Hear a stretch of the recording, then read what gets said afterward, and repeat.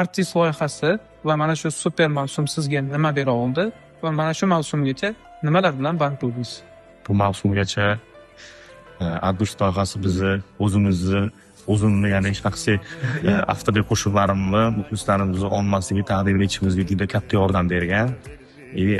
Shu muxlislarni e'tiboriga tushishimizga ham katta yordam bergan va hozirda super mavsumda endi bilmaymiz, yana yangi qo'shiqlarni xudo xohlasa muxlislarimiz e'tiboriga havola etmoqchi bo'lib qatnashdik. Shu vaqtgacha nima bilan band bo'ldi deganiga, hozir xudo xohlasa 6-7 oktyabr kuni Xalq do'stligi san'at saroyida o'zimni yakkapol konsertiga tayyorgarlik ko'ryapmiz. Shuni repetitsiya jarayonlaridamiz. Hozir boshqa ijodkor boshqa narsalarga bas yetmayapmiz. Bugungi ishtirokchilar orasida raqobat qanchalik va bu raqobat sizni xavflantiradimi yoki sizga qiyinchilik tug'diradi?